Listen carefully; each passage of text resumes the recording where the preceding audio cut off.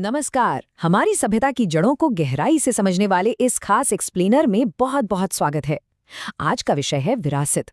अब देखिए, अमूमन जब हम विरासत या हेरिटेज शब्द सुनते हैं तो सबसे पहले दिमाग में क्या आता है? कोई पुराना किला, कोई खंडहर या संग्रहालय में रखी कुछ पुरानी चीजें, है ना? लेकिन असल में ये विषय इससे कहीं ज्यादा गहरा और विशाल है। आज के इस विश्लेषण में हम विरासत की परिभाषा, इसकी असली अवधारणा और इसके मूर्त तथा अमूर्त दोनों स्वरूपों को पूरी गंभीरता और डिटेल में डिकोड करेंगे। यकीन मानिए, आज हम जिन पहलुओं पर बात करेंगे वो हमारे अतीत को देखने का पूरा नजरिया ही बदल देंगे। इस पूरे विषय को अच्छे से समझने के लिए हमने इसे 6 हिस्सों में बांटा है। हम शुरुआत करेंगे विरासत की सैद्धांतिक अवधारणा से, फिर बात करेंगे मूर्त और अमूर्त सांस्कृतिक विरासत की, उसके बाद प्राकृतिक और मिश्रित धरोहरों को देखेंगे, आधुनिक युग की चुनौतियों को समझेंगे और अंत में संरक्षण के उपायों पर चर्चा करेंगे। तो चलिए बिना देरी किए शुरू करते हैं। सबसे पहले आते हैं सेक्शन 1 पर, जो है विरासत की सिद्धांतिक अवधारणा। यहाँ ये समझना बहुत जरूरी है कि विरासत अतीत का कोई रुका हुआ स्थिर संग्रह नहीं है। ये एक बेहद गतिशील और बहुआयामी प्रक्रिया है जो आज हमारे वर्तमान के साथ लगातार बातचीत कर रही है। इसे बेहतर ढंग से समझने के लिए जरा इस शब्द की जड़ों में चलते हैं। अंग्रेजी का शब्द हेरिटेज लैटिन के हेरिडिटारे से बना है, जिसका मतलब होता है उत्तराधिकार में कुछ प्राप्त करना। इसी तरह अगर हम संस्कृत के शब्द विरास या अरबी के वरासत को देखें तो वो भी यही कहते हैं। मतलब साफ है, ये कोई निष्क्रिय बीता हुआ कल नहीं है। ये हमारे पूर्वजों से मिले उन अनमोल सांस्कृतिक, बौद्धिक और आध्यात्मिक मूल्यों का एक निरंतर हस्तांतरण है जो एक पीढ़ी से दूसरी पीढ़ी तक सक्रिय रूप से बहता रहता है। अब यहाँ एक बहुत ही दिलचस्प और क्रूशल पॉइंट है। इतिहासकार रोमिला थापर और डेविड लोवेंथॉल जैसे विद्वानों का मानना है कि विरासत कोई 100% निष्पक्ष ऐतिहासिक सत्य नहीं है, बल्कि ये एक गहरी भावनात्मक प्रतिबद्धता है। समाज जानबूझकर अपनी सामूहिक स्मृति तैयार करता है। मतलब अतीत की वो चीजें जिन्हें हम आज की जरूरतों और अपनी सांस्कृतिक पहचान के लिए संजोकर रखते हैं, वही हमारी विरासत बन जाती है। और इस विरासत को बचाने की वैश्विक कहानी भी कम दिलचस्प नहीं है। 18वीं सदी में फ्रांसीसी क्रांति के दौरान पहली बार राष्ट्रीय विरासत का विचार सामने आया था। फिर 19वीं और 20वीं सदी के बीच प्रामाणिकता को महत्व दिया जाने लगा। लेकिन असली टर्निंग पॉइंट आया 1959 में।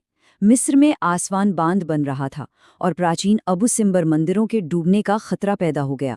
तब 50 देश एक साथ आए और दुनिया को ये संदेश दिया कि कुछ धरोहरें किसी एक देश की नहीं बल्कि पूरी मानवता की होती हैं। बस यहीं से 1972 के यूनेस्को विश्व धरोहर कन्वेंशन की नींव पड़ी। चलिए अब रुख करते हैं हमारे दूसरे सेक्शन की ओर, मूर्त सांस्कृतिक विरासत।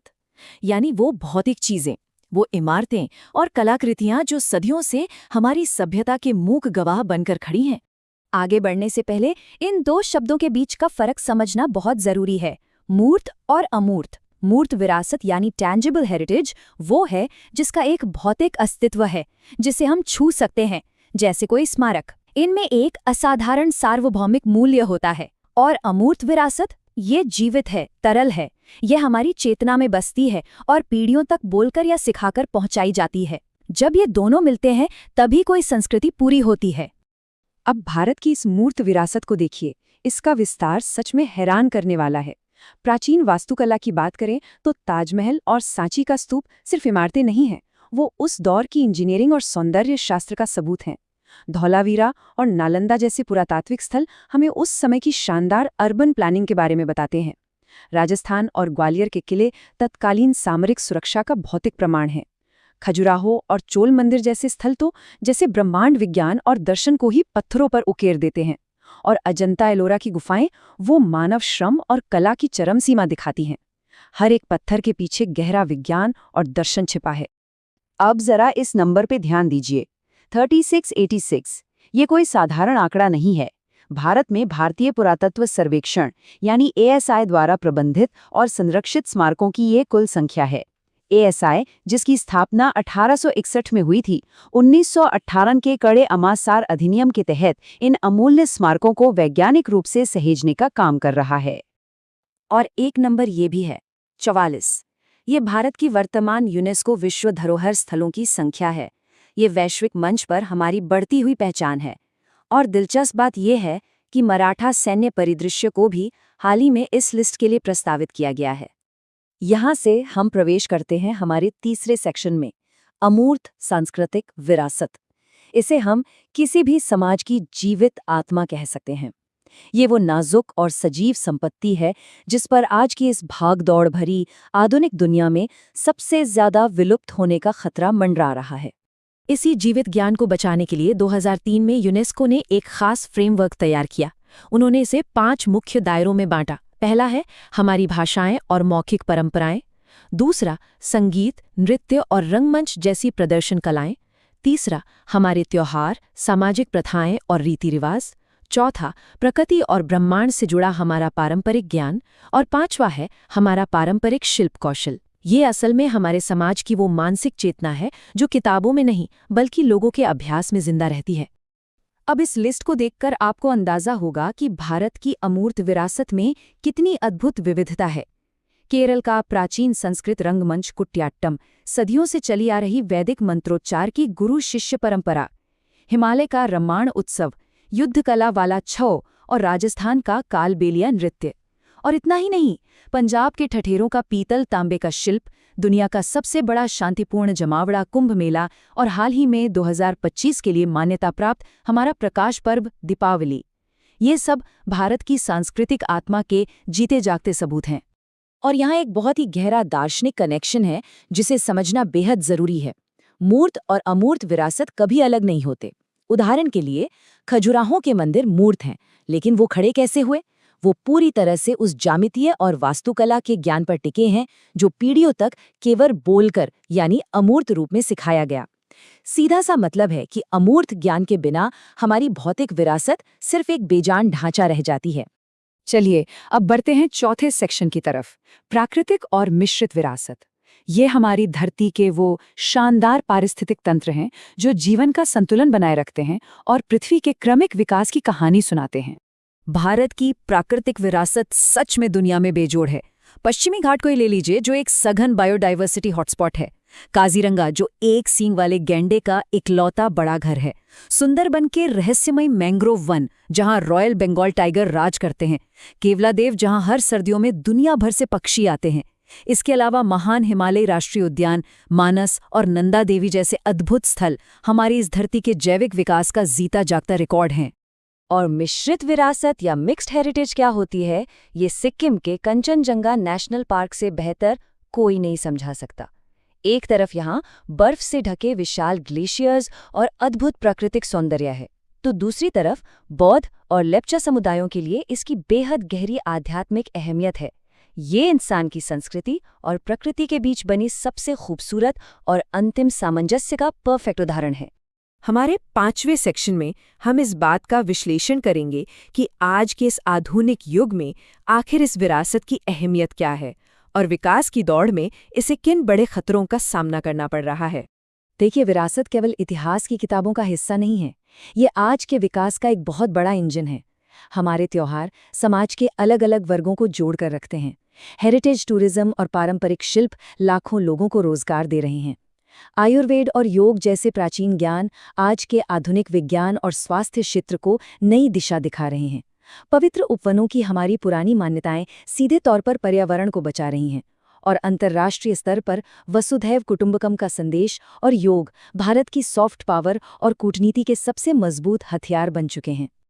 लेकिन तस्वीर का एक दूसरा और बेहद चिंताजनक पहलू भी है। आज हमारी इन धरोहरों पर चारों तरफ से दबाव है।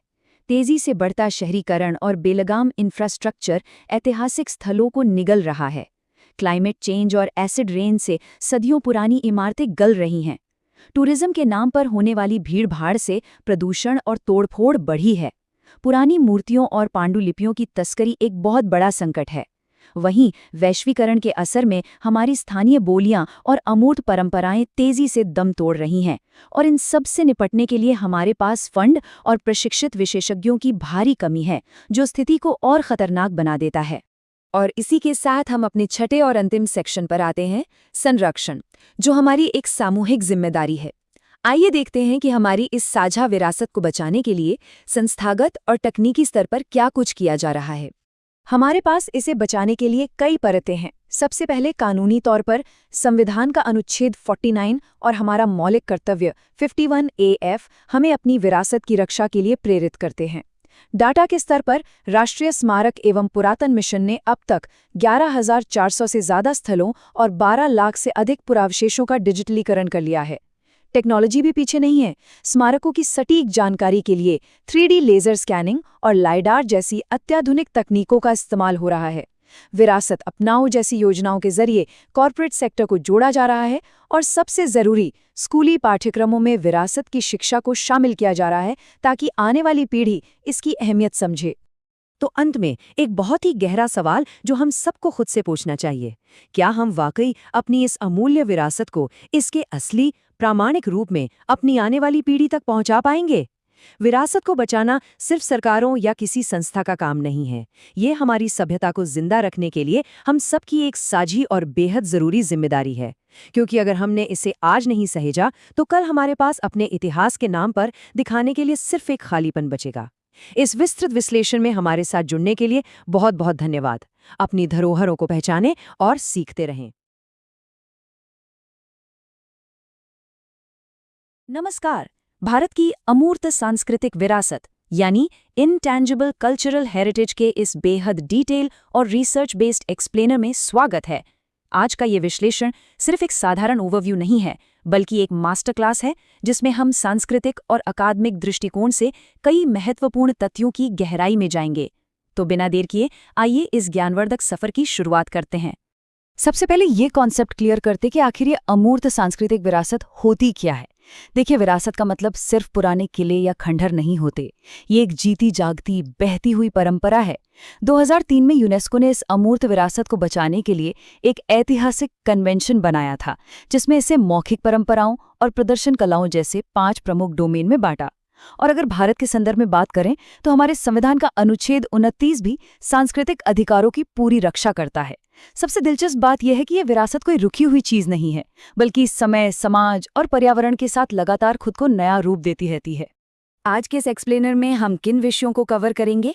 हम बात करेंगे विरासत की अवधारणा पर, कुंभ के खगोल विज्ञान पर, फिर चलेंगे सिंहस्थ और पंचक्रोशी की ओर, उसके बाद शास्त्रीय योग, कालबेलिया का संघर्ष और अंत में रामलीला का पर्यावरणीय रंगमंच। चलिए आगे बढ़ते हैं। खंड 1, कुंभ मेला, खगोल विज्ञान और अखाड़ा परंपरा। आइए इसे करीब से समझते हैं। कुंभ मेले के बारे में हम सबने सुना है, जो समुद्र मंथन की कथा से जुड़ा है। हर 12 साल में पूर्ण कुंभ आता है। लेकिन क्या ये तारीखें ऐसे ही रैंडम तय हो जाती हैं? बिल्कुल नहीं। इसके पीछे बेहद सटीक खगोलीय गणित है। ग्रहों की चाल इसे तय करती है। उदाहरण के लिए, जब बृहस्पति मेष या वृष में और सूर्य मकर राशि में होता है, तब प्रयागराज में कुंभ सजता है। ऐसे ही हरिद्वार में बृहस्पति के कुंभ राशि में आने पर, नासिक में गुरु और सूर्य दोनों के सिंह राशि में होने पर और उज्जैन में गुरु के वृश्चिक या तुला राशि में होने पर यह योग बनता है। मतलब ये वो दुर्लभ कॉस्मिक टाइमिंग है जब माना जाता है कि नदियों के जल में अद्भुत शुद्धिकरण शक्तियां आ जाती हैं। अब बात करते हैं कुंभ की शान यानी अखाड़ा परंपरा की। 8वीं शताब्दी में महान दार्शनिक आदि शंकराचार्य ने सनातन धर्म की रक्षा के लिए सन्यासियों को एकजुट कर इस सिस्टम को बनाया था। आज 13 मान्यता प्राप्त अखाड़े हैं। इनमें से 7 शैव अखाड़े हैं, जिनमें सबसे बड़ा जूना अखाड़ा है, वही जहां नागा सन्यासी भस्म और त्रिशूल धारण करते हैं। फिर 3 वैष्णव अखाड़े हैं जो रामानंदी परंपरा से आते हैं, और 3 उदासीन व निर्मल अखाड़े हैं जिनका सिख धर्म की परंपराओं से भी गहरा नाता है। कुंभ का सबसे चरम बिंदु होता है नागा सन्यासियों का शाही स्नान, जो अपने आप में एक भव्य और ऐतिहासिक नज़ारा होता है। खंड 2, सिंहस्थ और पंचक्रोशी। चलिए अब रुख करते हैं मध्य प्रदेश के उज्जैन की तरफ। यहाँ एक बहुत ही गहरी डिबेट है जिसे समझना जरूरी है। आधुनिक एस्ट्रोनॉमर्स और हमारे पारंपरिक वैदिक ज्योतिषियों के बीच कुंभ की सटीक तारीखों को लेकर अक्सर बहस होती है। वजह क्या है? देखिए, मॉडर्न साइंस सायन या ट्रॉपिकल सिस्टम मानता है, जो सूर्य के चारों ओर पृथ्वी की परिक्रमा पर आधारित है। वहीं हमारा वैदिक पंचांग निरयन सिस्टम पर चलता है, जो तारों की स्थिर पृष्ठभूमि को आधार मानता है। अब पृथ्वी के झुकाव की वजह से हर 72 साल में 1 डिग्री का अंतर आ जाता है, जिसे अयनांश कहते हैं। इसी छोटी सी गणितीय जटिलता की वजह से उत्सव की सही खगोलीय तारीखों पर यह अकादमिक विमर्श आज भी जारी है। उज्जैन की बात हो और पंचक्रोशी यात्रा का जिक्र ना हो, ऐसा तो हो ही नहीं सकता। सिंहस्थ हो या कोई सामान्य साल, ये आध्यात्मिक यात्रा बेहद खास है। और ध्यान रहे, ये कोई छोटी मोटी वॉक नहीं है। ये पूरे शहर के पवित्र कॉस्मिक क्षेत्र के चारों ओर 118 किलोमीटर की परिक्रमा है, वो भी नंगे पैर।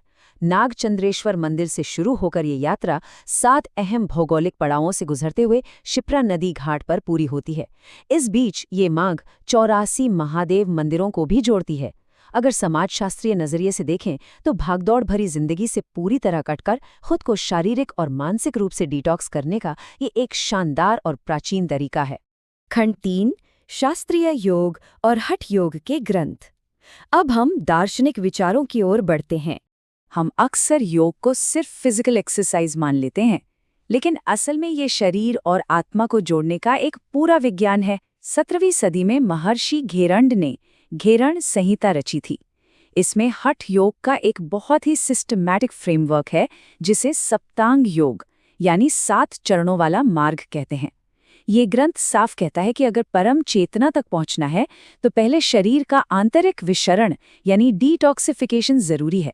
ये 7 चरण हैं: शोधन, फिर आसन से मजबूती, मुद्रा से एनर्जी कंट्रोल, प्रत्याहार से इंद्रियों पर काबू, प्राणायाम से सांसों का नियंत्रण, ध्यान से एकाग्रता और आखिर में समाधि, जहां इंसान सार्वभौमिक चेतना के साथ एक हो जाता है। अब अगर इस घेरण संहिता के प्रैक्टिकल तरीके की तुलना हम शिव संहिता से करें तो एक बड़ा दार्शनिक शिफ्ट देखने को मिलता है। शिव संहिता अद्वैत वेदांत और तांत्रिक शरीर विज्ञान में गहराई से उतरती है। ये शरीर को ही पूरे ब्रह्मांड का एक छोटा मॉडल मानती है, जहां हमारी रीढ़ की हड्डी सुमेरु पर्वत है और नाड़ियां नदियां हैं। लेकिन इसकी सबसे क्रांतिकारी बात क्या है? वो ये कि योग सिर्फ जंगलों में रहने वाले सन्यासियों के लिए नहीं है। एक आम गृहस्थ भी अपनी सांसारिक जिंदगी जीते हुए इस मार्ग से मोक्ष पा सकता है। ये विचार उस समय के हिसाब से एक बड़ा गेम चेंजर था। खंड 4 कालबेलिया का संघर्ष और कलात्मक लचीलापन। अब चलते हैं राजस्थान के रेगिस्तान की ओर। थार के रेगिस्तान से निकली इस कालबेलिया समुदाय की कहानी किसी को भी झकझोर कर रख सकती है। ये ऐतिहासिक आघात और उससे लड़कर वापस उठ खड़े होने की अद्भुत मिसाल है।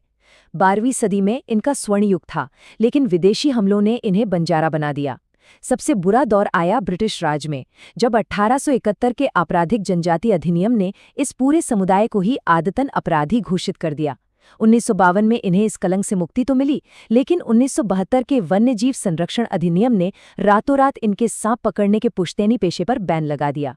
सदियों पुरानी आजीविका पल भर में अवैध हो गई।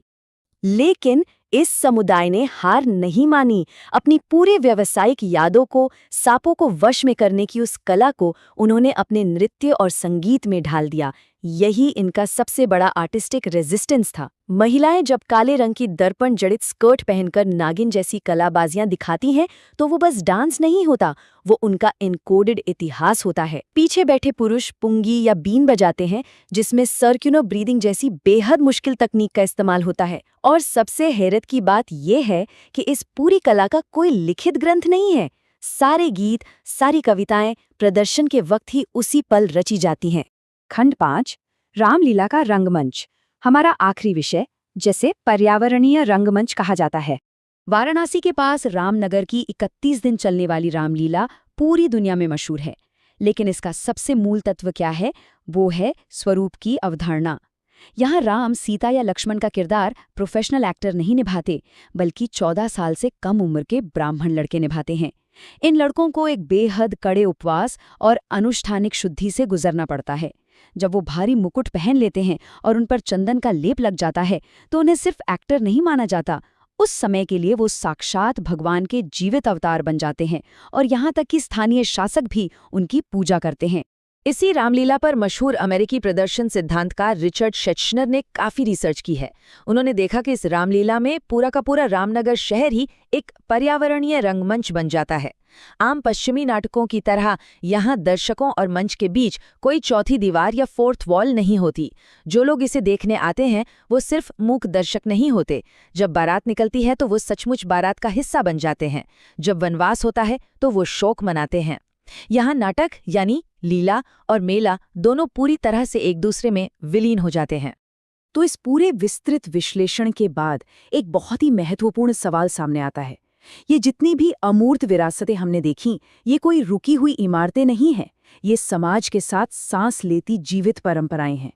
आज के इस दौर में, जहां आधुनिक जनसंचार माध्यमों और सख्त होते पारिस्थितिक कानूनों का इतना प्रभाव है, ये प्राचीन परंपराएं कैसे खुद को बचाए रखेंगी? समय के साथ ढलने के लिए इन्हें कौन से नए बदलाव करने होंगे? यह सांस्कृतिक अध्ययन का एक ऐसा विषय है जिस पर हम सभी को गहराई से विचार करना चाहिए। आज का ये डिटेल्ड और एग्जाम ओरिएंटेड एक्सप्लेनर यहीं समाप्त होता है। हमने कोशिश की है कि भारत की अमूर्त सांस्कृतिक विरासत के हर छोटे बड़े और अहम पहलू को पूरी गहराई से कवर किया जाए, ताकि आपको पूरी वैचारिक स्पष्टता मिल सके। अगर इस बौद्धिक चर्चा से कुछ नया और मूल्यवान सीखने को मिला हो, तो ऐसे ही और भी ज्ञानवर्धक गहरे शोध से जुड़े एक्सप्लेनर देखने के लिए हमारे चैनल को जरूर सब्सक्राइब करें। इस सफर में साथ जुड़ने के लिए बहुत बहुत धन्यवाद।